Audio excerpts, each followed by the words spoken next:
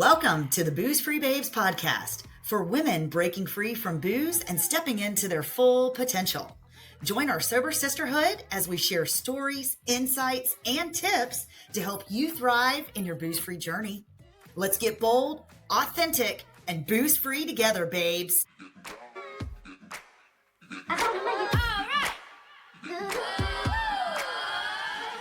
Welcome to the Booze Free Babes podcast. Today we have Marta Spirk with us. Oh my goodness, I am so excited to have her on the Booze Free Babes podcast today. So let me tell you guys just a little bit about Marta. Marta is a professional singer.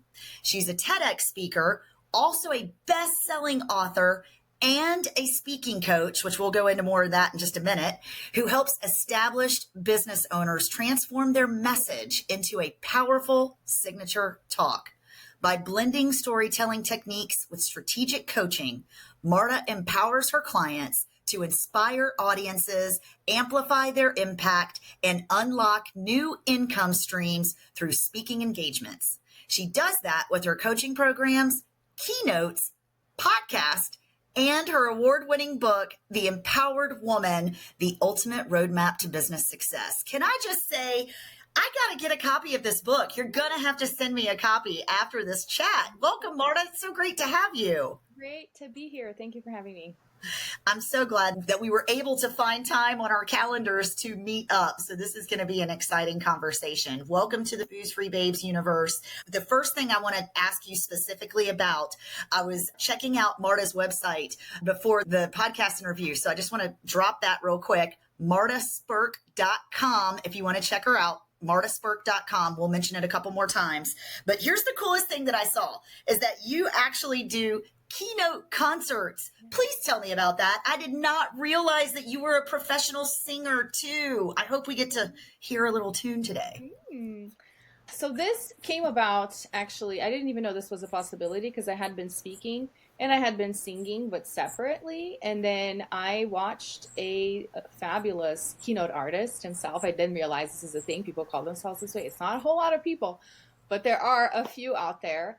And then I started thinking, how can I incorporate this into my talks? Because the songs that I've produced and released, they are motivational empowerment songs, and they go hand in hand with the message that I already speak on.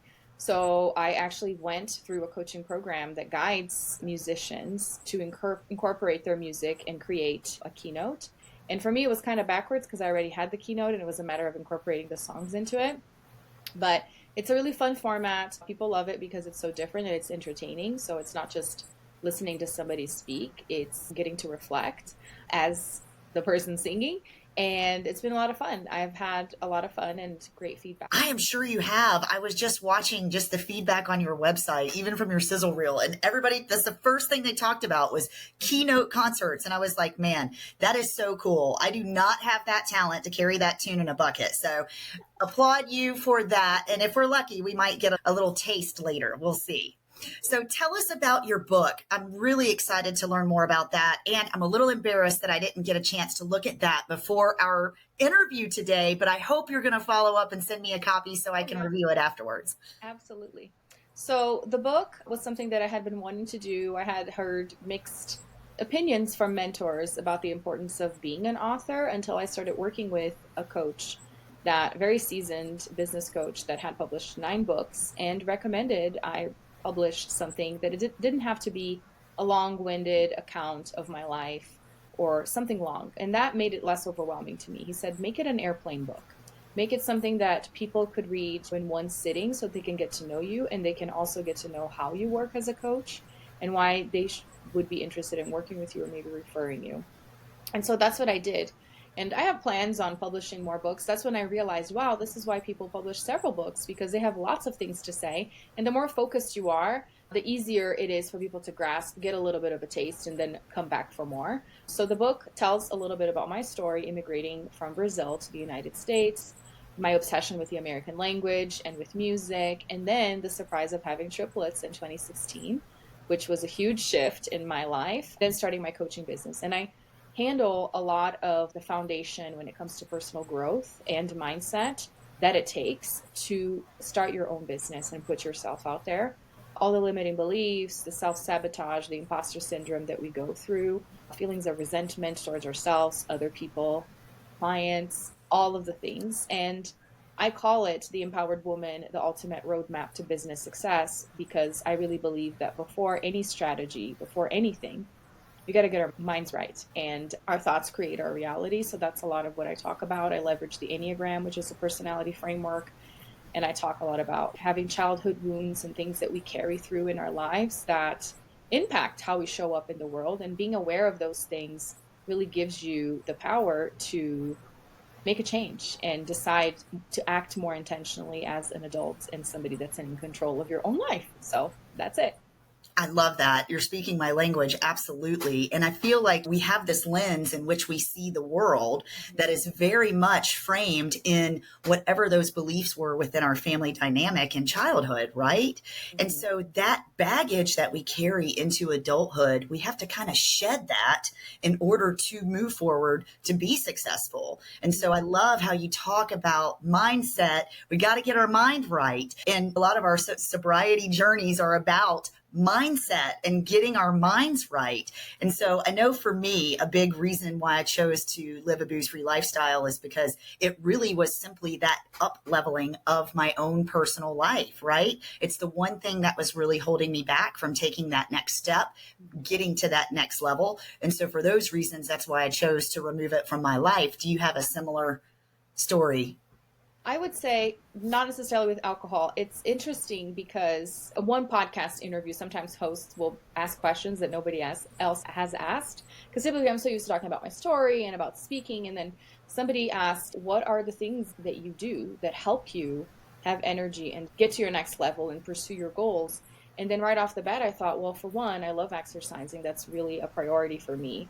Waking up in the morning and moving my body. And then I realized sleep is also a priority for me. That's something that I will not stay up very late. In fact, I wake up pretty early because of my husband. So we go to bed pretty early too, and we have small kids. So that's that. And then the other thing that I realized is I've never really got into alcohol. And a lot of that is because I grew up in a Christian home. My mom is a pastor, but really it was just not something that was around a whole lot. And I was used to it not being around and not something that I needed or that I reverted to. And even after when I started drinking more or as it became something that I actually did, it was not something that stuck. And I'm very grateful for my upbringing, even though there's lots of things that weren't perfect. I am grateful that was not something that was a habit. It was not something that was around. And now I can look back and really attribute it to the fact that I have energy and it's not something that holds me back. I would say in terms of things that I know hold me back, it's probably nutrition at times, using food for comfort and to shove my emotions down. And I've actually been reading a book called The Dose Effect. I don't know if you've ever heard of it, but it's kind of new and it's awesome. So DOSE stands for dopamine, oxytocin, serotonin, and endorphins. And it talks a lot about social media dependence and just being dependent on your phone. So if there's anything that is holding me back and that I make it a priority to not, or at least pay attention to it not controlling my life, is being on my phone all of the time, especially because I work from my phone. So it's not something that I've cut out because I still need it, but it's definitely right up in there where it could become quite quickly an addiction. No, I hear you on that. I'm guilty of that one myself. It's funny because I feel like when you start doing this kind of work, especially when you were talking about protecting our energy, so that we have enough energy to show up in the spaces in which we serve. Mm-hmm. Implementing safeguards on my phone have been really helpful, like timers and AI. I leverage AI a lot on my phone. Like I have an AI assistant voicemail that answers my calls and redirects them. And so that's been a game changer for me personally. So I love that. One thing I wanted to talk about is your TEDx journey. That's really exciting. And then I saw that you also have a lot of clients that you work with that have been on TEDx stages too. That's so cool. And I want to bring it full circle here because part of being living proof in recovery, and we really try to tell our stories loudly. That's what Booze Free Babes podcast is all about. We want to share loudly. And that's why it's just such a passion of mine to learn from speaker coaches like you and seeing how that can help us, our living proof team, speak loudly and clearly about our recovery journeys. So let's hear a little bit about your TEDx talk. Yeah, so TEDx was another thing that I had always wanted to do. Like publishing the book and the TEDx really went hand in hand. And it was a bucket list type thing. And in the beginning, it was like, I thought, what would be my big break? I was really like white knuckling it, and I applied to several. And eventually I did hear back from one that was local here to where I live in Colorado, but in a city 3 hours away. And they wanted me to audition in person. And I had to decline, unfortunately, because I had three two-year olds at the time, and it was just not going to be feasible, which was devastating. But then that's when I realized, hey, this is not what's going to make or break my career and my coaching business. I'm just going to focus on growing my business. And eventually, 4 years later, the opportunity presented itself for me to present. And it came about in such a better time because I was about to publish my book anyways, and I had my message a little bit more solidified. It was an amazing experience. I always say it's one of those things where kind of like going to see the Grand Canyon or the Niagara Falls or something, it takes you being there to really appreciate what it is. You can see the pictures, right? You can hear about it, but it's an experience unlike any other because it's not really a keynote. It's almost like a performance because there's no really audience interaction in you memorize for the most part. Obviously, they have different strategies so that you don't freeze up and forget your lines and everything, but it's kind of like being on theater because it's the lights shining on you. You can't see the audience and you're just the one voice on stage. So it's nerve wracking, but it's so empowering. And actually, it really reminds me of the national anthem performances that I do all of the time. It's one of those things where it's like, oh my gosh, I can't believe I'm putting myself through this. This is so terrifying. But then as soon as I'm done, like the adrenaline hits and it's like, this is amazing. I want to do it again.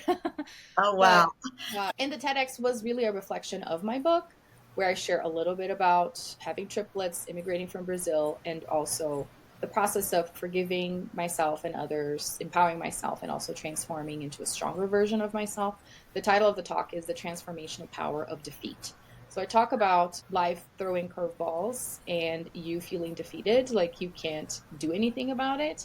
And then instead looking at those situations as opportunities for you to become wiser and stronger because that's what life is all about. So Wow, that is so great. I love that. And I love your mission. And so you're taking that messaging and you're recreating that in your coaching program as well, right? yes, absolutely.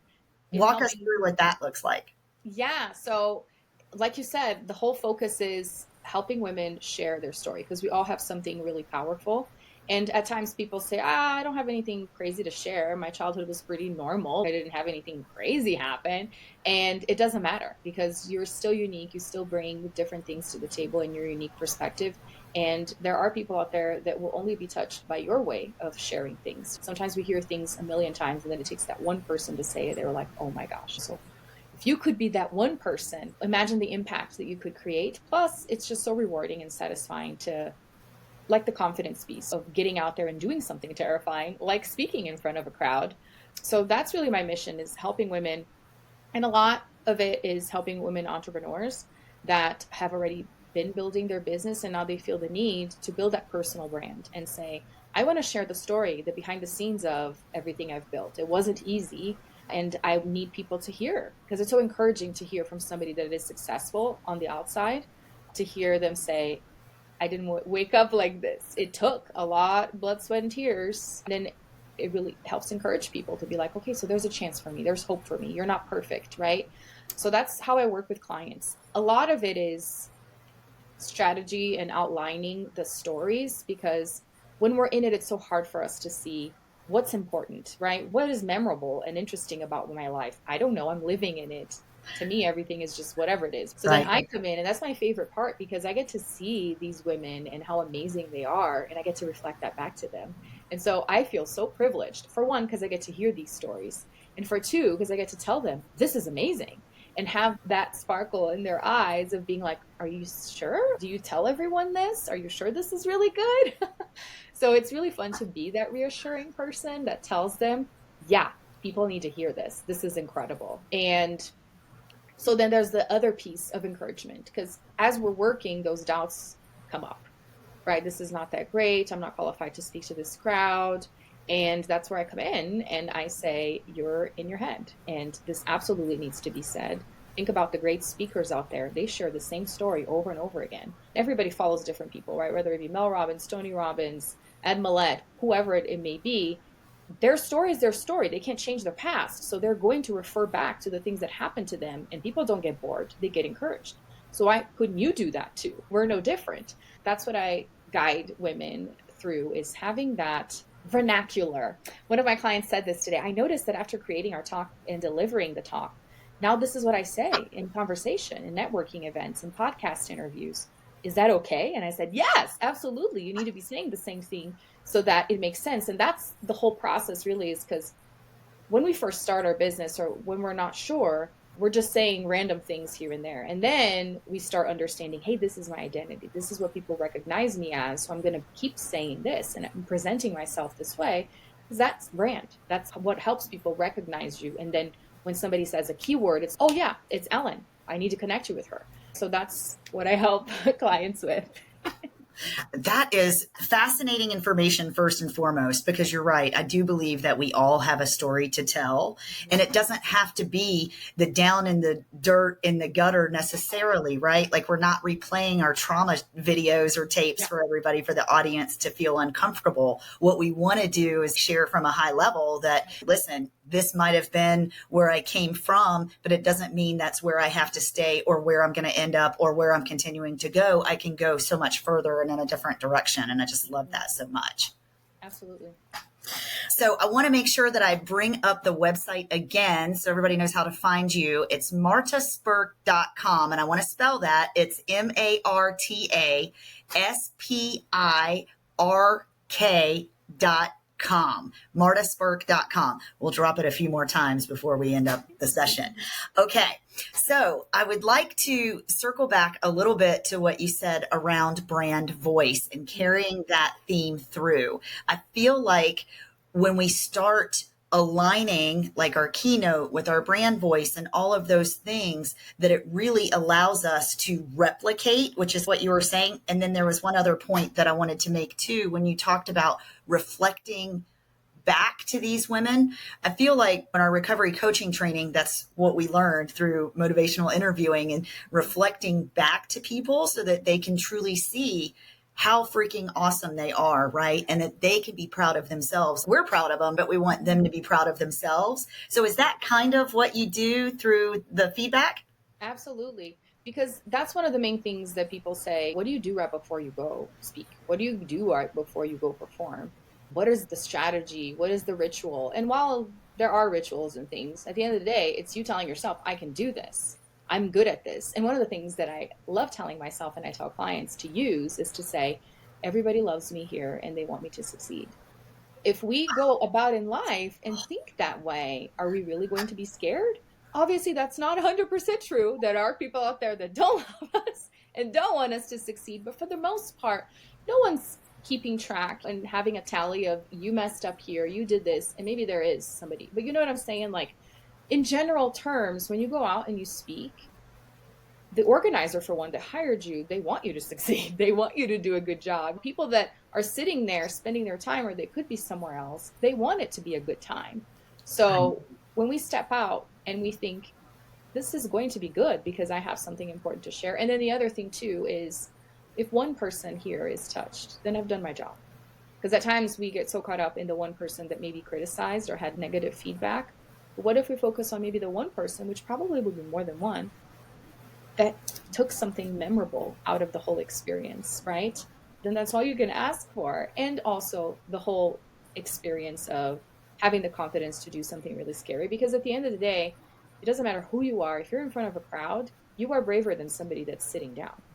So it's very easy for somebody that's sitting down to criticize. They're not up there, so they don't know what it's like in that particular moment. So that's exactly what I do. It's because it's what I do to myself. I put myself willingly in scary situations all of the time. And I'm in my head, I'm like, oh my gosh, oh my gosh, oh my gosh. But then I have to do that self-coaching. I coach them so that they can go out there, because I always say, the only person you're with all the time is yourself. So you better be nice to yourself. I love that. So Self-compassion is real, people. Absolutely. And it's hard, but it's real. One thing, being in the sober space and sharing our stories, it obviously is tapping into some serious vulnerability. And I remember my mom asking me, this was like 2 years ago when I first started on this Booze Free Babes journey.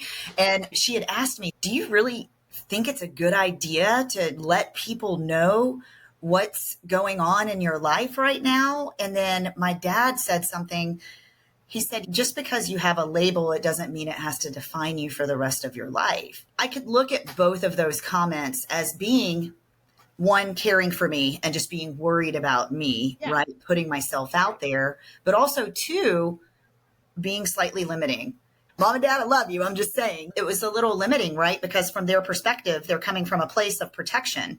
For me, I am coming from a place of authenticity and honesty, and it's my journey. So you're going to hear this mission, you're going to hear about it anyway. So it's almost like for a split second there, I feel like I had that moment of, right? Yeah. Who's going to say what? Who's going to come out of the woodwork and say what I did in my active addiction or was sick or whatever? And then on the other hand, I'm like, you know what? I own that version of me because she was hurt and she was in pain and she had to go through the trenches to get to where she is today. And that's okay. So what kind of feedback can you share for someone that may be in that position of, wow, this is exposing a vulnerability that I just don't know if I'm comfortable sharing?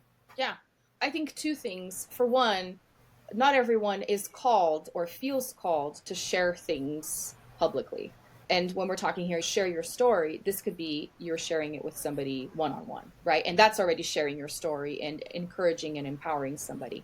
Now, when I'm talking and coaching my clients that want to speak, that is a more public thing. But then again, there's levels of being public. Some people have a podcast where they share their story. They may publish a book. They may share this on social media, or maybe they share it with the crowds when they go to speak. So there's different layers to this. And I think at times when we're scared, we extrapolate. I always tell a story where I was talking to somebody that wanted to publish a book as well. And she said, I'm not ready to publish yet, because when I do, I know Oprah and the Today Show are going to call me and I'm not ready for that. And it's not like that. We extrapolate because we're scared. Whether it is success or failure, it's not going to be like an overnight thing where everyone cancels you right off the bat. We're not that big yet.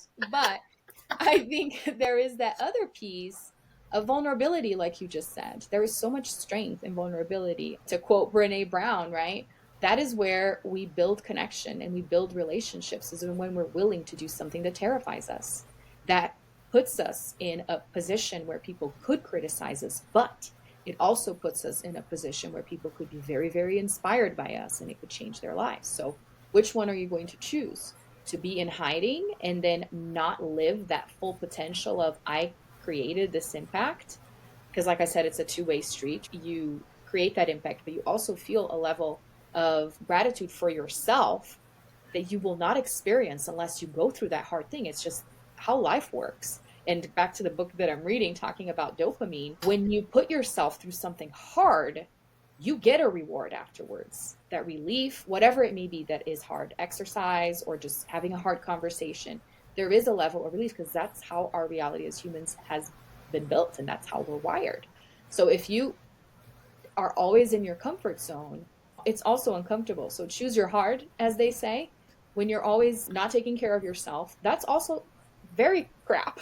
So pick the one that's going to make you feel better in the long run and impact people, or the one that's just going to keep you in hiding. We could definitely be secret agents, but I feel that I've been called to share my story. And it's not like I have any crazy pitfall of a rock bottom or anything like that. I just chose that I wanted more for my life and I wasn't happy. And I knew that finding happiness meant that I had to take a look at some things that were making me unhappy. Yeah. And then addressing those, right? And then the other thing that I wanted to mention too is the vulnerability perspective. I get it. Not everyone is called to share, and that's okay. But one thing that I do implement in my practice, specifically before podcast episodes, and I even did it today, so I wanted to share that, is that I take a minute to just pause and ask my higher self, whatever you believe in, but I ask my higher self to guide this conversation. And whatever message needs to come through for that one person that needs to hear it today, let that be said. We never know where these conversations are going to go or what nuggets are going to come out of them that can help us on our journeys going forward. But one thing that I do know is that if just one person takes something away from this conversation, then we've both been successful today. Absolutely. Great. I love that.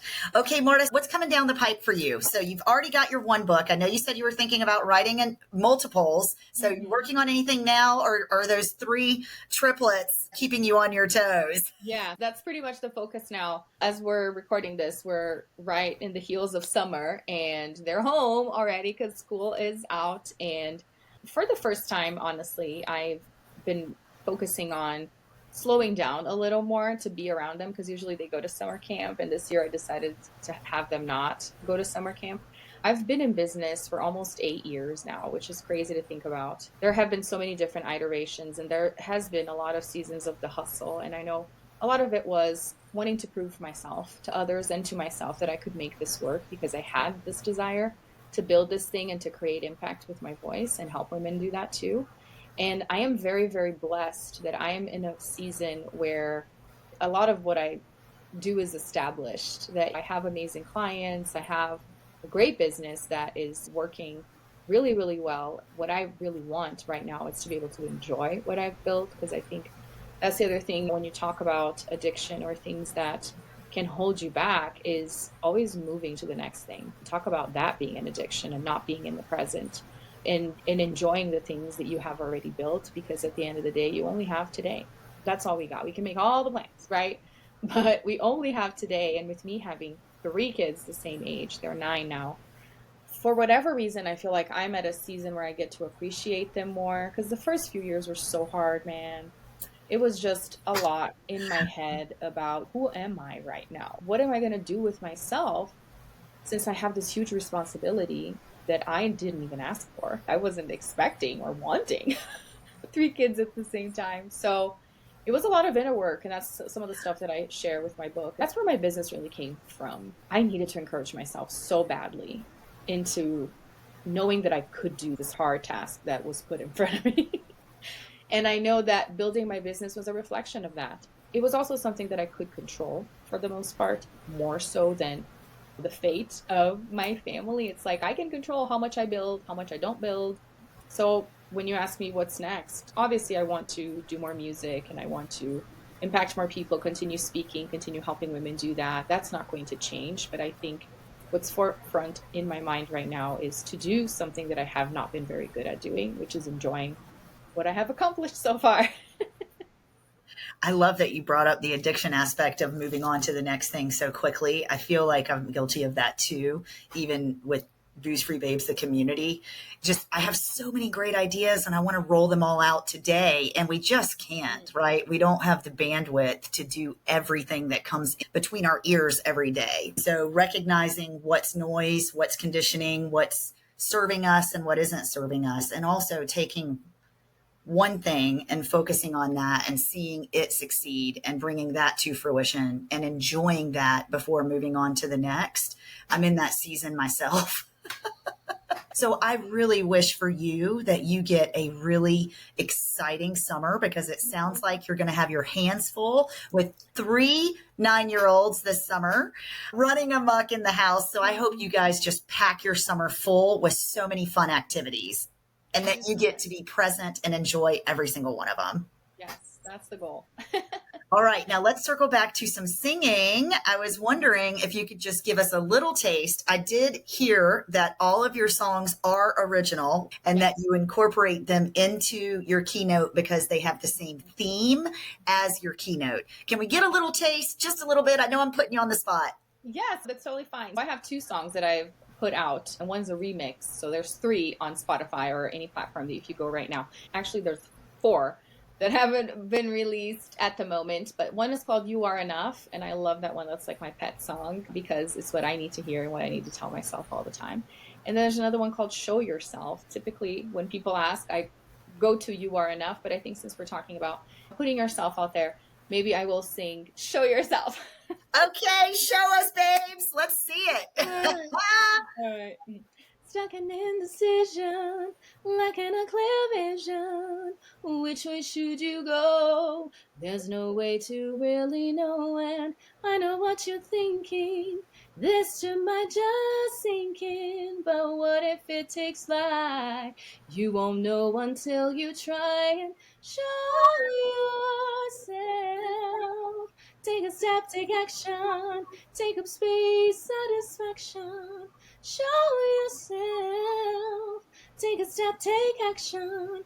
Take up space, satisfaction. Oh my goodness. Lots of applause. Lots of applause. What? Thank you so much for sharing that with us. I love the words. I just love your voice. It's really quite angelic. And I just feel like what a special treat that we got to experience today. So thank you for that, Marta.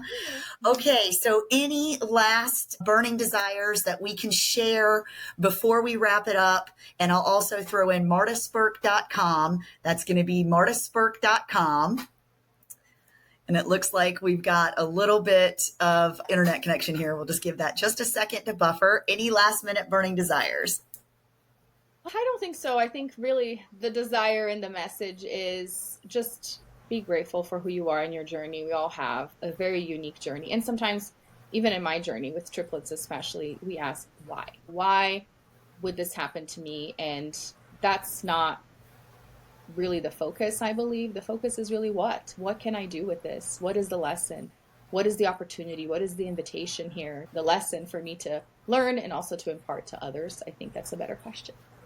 Oh, beautiful. And I hope that this is the beginning of a very long friendship for us. I feel like I've gotten to know you so much deeper on this interview. So it's just really exciting to meet you and to connect with you. And I hope that we can continue our friendship down the road. Yes, absolutely. I'm excited to have you on my podcast, so that'll be fun. Yay! Awesome. I'm looking forward to it.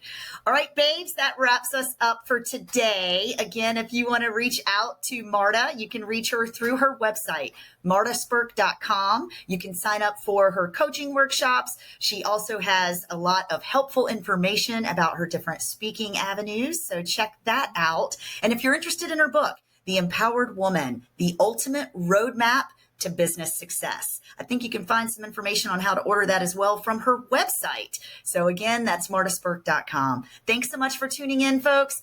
Hope you have a great weekend and we'll talk soon. All right, babes, that's a wrap on this week's episode of the Booze Free Babes podcast. To learn more about the Booze Free Babes, check us out online at boozefreebabes.co. You can also find us on Instagram at Booze Free Babes Podcast. If you're interested in joining our private Facebook group, we invite you to do so. Thanks again for listening, and until next time.